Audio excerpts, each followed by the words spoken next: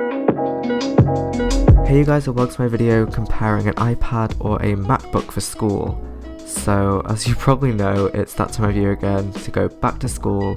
and one question I get asked all the time is whether I think an iPad or a MacBook is better for school. So today I'm just going to be giving you the pros and cons of each and telling you which I think is better for school life. So first off, obviously the biggest difference right off the bat is that the iPad doesn't have a keyboard, so this is obviously quite a big thing when it comes to typing essays and assignments and things like that. So when I'm typing, I much prefer to use the MacBook because the keyboard there is just so much easier to type on than the iPad, and you also get much more screen space than when you type on the iPad, because the keyboard there takes up a lot of space. Saying that though, there is of course the Apple keyboard cover for the iPad and loads of other different cases and stuff that make typing easier, but that mushy keyboard thing will just, it'll never be able to compare to actually typing on a proper keyboard.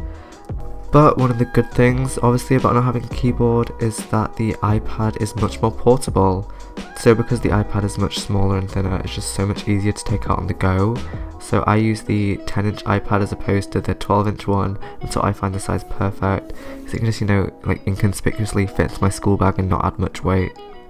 In comparison, whilst the MacBook certainly is portable, it's definitely much more noticeable in my school bag and adds some weight. And that's especially true if you factor in bringing the charger with you as well. You have to start carrying around a whole other charger, whereas most of the time with my iPad I can just carry around the big power brick because I already have the cable from my iPhone. That problem is obviously going to be different if you look at the lighter, thinner MacBook as opposed to the MacBook Pro that I use, but even so the iPad, with the charger and everything, still wins in terms of portability, and I think that's quite a big thing for school. My next point is probably the biggest selling point of the iPad for me at least, and one of which the MacBook just can't compare, and that's note-taking. So if you're buying the iPad for school, whether that be the iPad Pro or just a normal iPad, the Apple Pencil is a must. It completely changed everything for me, and I'm not even exaggerating when I say that for GCSEs, all my notes were done on my iPad and it helped so much. The ability to, make notes whilst watching a video, or just scan a document using the camera and start annotating it, or download a document from the internet like a past paper and just start working on it, is just so powerful and really can't be understated. On the MacBook, you're obviously severely limited, and some people are fine with type notes, and if you're happy with type notes, that's great. But using the Apple Pencil just feels so natural, and you can, do maths questions or draw diagrams, and that really just can't be replicated on the MacBook whatsoever.